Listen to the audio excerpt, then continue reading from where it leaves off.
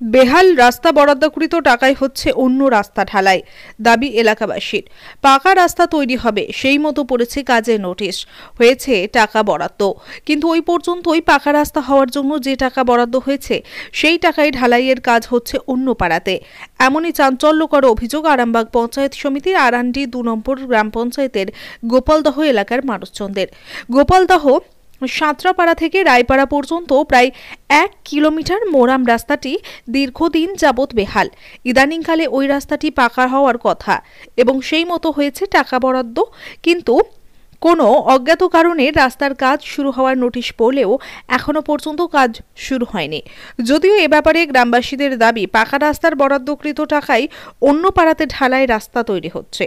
এ ব্যাপারে আরান্ডি 2 নম্বর পঞ্চায়েত সদস্য অনুপ সাঁতরা বলেন, এমনটা যে হচ্ছে সেটা তার জানা নেই। তাছাড়া ওই রাস্তাটি পঞ্চায়েত সমিতির অধীনে, তবুও প্রধানের সঙ্গে কথা বলে দেখব ব্যাপারটা কি ঘটেছে, এমনটাই বলেন। এই প্রসঙ্গে বলতে গিয়ে আরামবাগ সাংগঠনিক জেলা বিজেপির সভাপতি বিমান ঘোষ বলেন, সমস্ত ব্যাপারটাই পূর্ব পরিকল্পিত। বিষয়টি নিয়ে অবশ্যই আরামবাগ বিডিওর সঙ্গে কথা বলবো।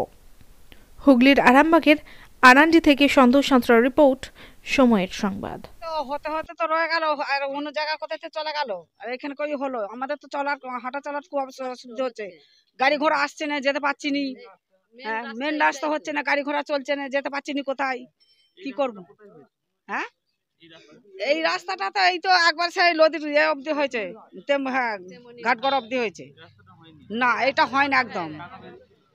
কি জানি, তাও বলতে পারবো না, টাকা ফাঁকা বেরিয়েছিল না কি জানি, বললে তো অন্য জায়গায় চলে গেছে এই রাস্তাটা। এটা না, আমাদের তো অসুবিধা হচ্ছে, খুবই অসুবিধা হচ্ছে চলা হাঁটার, গাড়ি ঘোড়া সব এই তো কেমন অবস্থা হচ্ছে।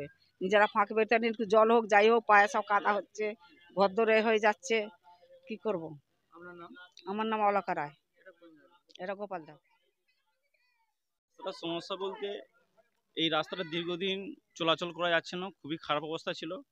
সেই জন্য পঞ্চায়েত সমিতিতে একটা পিটিশন করা হয়। পঞ্চায়েতের এখতিয়ারে এত বড় রাস্তা হবে না বলে পঞ্চায়েত সমিতিতে অ্যাপ্লাই করা হয়েছিল। সেই ক্ষেত্রে রাস্তাটা টেন্ডার হয়েছিল, টেন্ডারে NIT নাম্বার ফাম্বার সব কিছু আছে, রাস্তাটা পাসও হয়ে গেছে। সেই পাস হয়ে যাওয়ার পর পরীক্ষিতে রাস্তাটা অন্য জায়গায় হয়ে গেছে, কিন্তু এই রাস্তাটা হচ্ছে না। না হওয়ার জন্য আমরা বিডিও সাহেবকে লিখিত কমপ্লেন করেছি, রিসিভ আমার হাতে রয়েছে, রিসিভ করে নিয়ে আসছি, যাতে অবিলম্বে এই রাস্তা নতুন করে আবার ফের কন্ট্রাক্টর যাতে করে, সেই জন্য আমরা আবেদন করছি বারবার। এটা কোন জায়গা? এটা গোপালদহ গ্রাম। আমার নাম বিশ্বজিৎ রায়। কেন এমনটা হচ্ছে? অন্য জায়গায় হয়নি, অন্য জায়গায় করা হয়েছে পরিকল্পিতভাবে।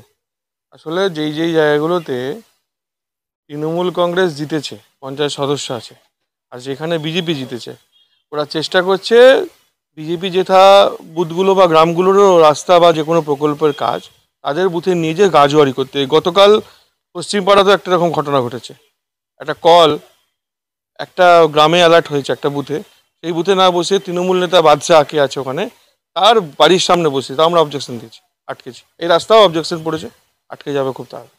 এলাকার মানুষের কাছে টাকাও নেওয়া হচ্ছে, আবার জায়গায় ঢালাই রাস্তা। এলাকার মানুষ তো খুব প্রচণ্ড ক্ষুব্ধ আছে, আমার কথা বলেছি আমি, আমার কাছে লিখিত অভিযোগ এসছে, আমি আরামবাগ বিডিওর সাথে এই নিয়ে কথা বলবো। আপনার সন্তানের পড়াশোনা নিয়ে চিন্তিত? চিন্তা কি, আসুন আমাদের স্কুলে। বিজ্ঞানসম্মত উন্নত সিলেবাস, অভিজ্ঞ শিক্ষক শিক্ষিকা দ্বারা পড়াশোনা। 2024 শিক্ষাবর্ষে প্লে গ্রুপ 2+ হইতে 5ম শ্রেণী পর্যন্ত ভর্তি চলিতেছে। যোগাযোগ Sripur national primary institute, Kamarpukur, Dakbungalow, Hooghly.